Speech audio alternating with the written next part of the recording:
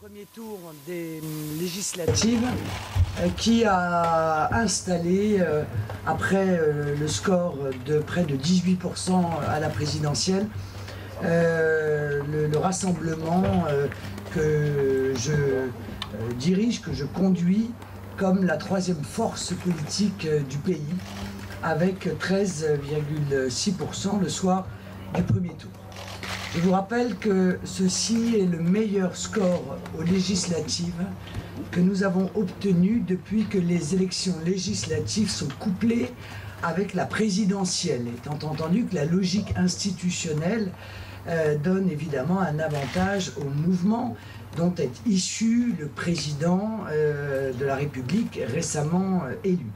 Je vous indique également que nous retrouvons le niveau de voix de 1997, c'est-à-dire du meilleur score que nous ayons jamais obtenu aux élections législatives. Alors, ceci malgré, et vous le savez, un mode de scrutin qui a d'ailleurs été abandonné quasiment partout en Europe, tant il est antidémocratique et dangereux même, si je puis me permettre, pour la démocratie. Puisqu'il exclut de plus en plus d'électeurs, non seulement de la représentation, on a pu le voir dans les 25 dernières années, où des millions d'électeurs sont régulièrement exclus de la représentation nationale, mais qui aujourd'hui même les exclut de plus en plus de Français du vote même, puisque l'abstention est massive pour des élections nationales pourtant aussi importantes que celles qui visent à élire les députés de la nation. Nous sommes donc présents dans 61 circonscriptions. 32 sont des triangulaires, 29 sont des duels, 20 duels face à la gauche et 9 duels face à l'UMP. Je vous rappelle que ce nombre, cette présence dans 61 circonscriptions est là également très importante, puisqu'en 2002, alors même que nous avions accédé au second tour pourtant de la présidentielle, nous n'étions présents que dans 37 second tours, dont 9 triangulaires. Les Français sont 58% à souhaiter que le Front National soit représenté à l'Assemblée nationale. Ça n'est pas anodin. Eh bien, ce sont les Français qui peuvent imposer, par leur vote, cette avancée démocratique qui verra des millions d'électeurs entrer enfin dans une assemblée jusque-là exclusivement monocolore UMPS. Mais au-delà, je suis convaincu que des millions de Français refusent la politique menée actuellement par le PS et hier par l'UMP, enfermés follement dans la spirale de l'austérité, de l'explosion des impôts locaux et nationaux. L'UMP et le PS ont fait le choix de l'ultralibéralisme, de l'ouverture des frontières, de l'affaiblissement de la nation et des protections qu'elle apportait aux Français. Demain, à l'Assemblée, ce sont les députés bleu marine qui défendront une politique sociale. Parce que cette politique sociale ne peut être que nationale. Après avoir refusé une politique d'austérité de la droite mondialiste et ultralibérale, les Français vont avoir la politique d'austérité de la gauche mondialiste et ultralibérale. Je vous rappelle tout de même qu'il n'y a pas de politique depuis l'arrivée de M. Hollande, il n'y a que des symboles. Et parfois, ces symboles sont terribles. Il en est ainsi du SMIC, avec une augmentation, je crois, de 11 €. Le moins qu'on puisse dire, c'est que l'effort a failli passer inaperçu. Il en est de même de la retraite, où l'on s'aperçoit qu'on est face en réalité à un ajustement, tout simplement, de la réforme Fillon. Il en est ainsi des plans de renflouement qui sont en train de se multiplier. Le dernier, et pas des moindres, étant celui de 100 milliards prévu pour venir sauver les banques espagnole, c'est-à-dire pour la France, une quote-part à 22 milliards, qui se rajoute aux 60 milliards que nous avons déjà déboursés pour le Portugal, l'Irlande et la Grèce. Les socialistes font donc exactement comme l'UMP. Ils empruntent sur notre dos, avec notre signature, ils aggravent notre dette pour aller payer la dette des voisins, dont nous savons pertinemment que, évidemment, ils ne nous rembourseront strictement jamais. Mais demain, nous serons, permettez-moi, les seuls à l'Assemblée à lutter contre ces plans de renflouement, puisque UMP et PS les ont votés ensemble et continueront demain à les voter ensemble. Comme nous serons les seuls à l'Assemblée à lutter contre une immigration que subissent encore, il faut bien le dire, les classes populaires en priorité, car les conséquences de toutes ces erreurs politiques, ce sont en règle générale les classes populaires et les classes moyennes qui en sont victimes en priorité.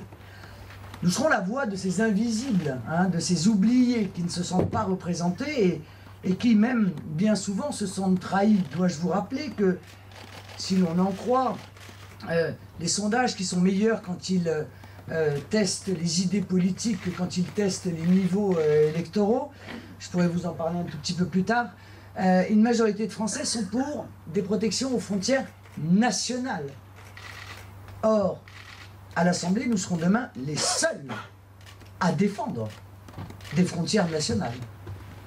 Nous sommes les seuls à proposer l'augmentation massive des bas salaires de 200 € net en proposant un nouveau mode de financement fondé sur le flux des importations, qui est notre contribution sociale à l'importation de 3%. Nous serons demain les seuls à proposer, par exemple, la baisse de la TIPP de 20%.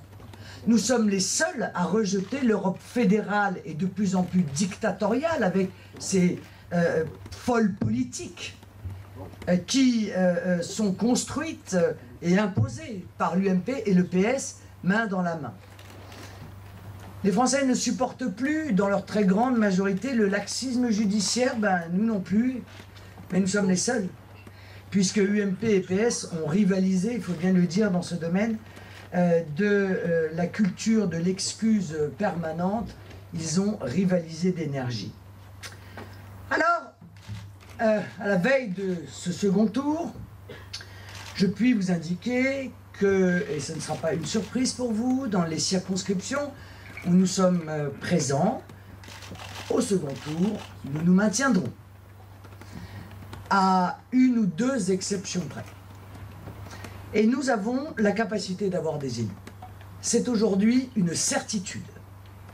Je suis convaincu que les électeurs vont se surmobiliser compte tenu de ces perspectives de victoire, comme nous avions assisté à cette surmobilisation lors des élections cantonales au second tour et même au régional, où les mathématiciens en chef nous expliquaient qu'il n'y avait pas de réserve de voix, que ceci, que cela, et qui ont vu les scores s'améliorer, parfois de manière spectaculaire, entre le premier et le deuxième tour. Et oui, la politique, ça n'est pas de l'arithmétique.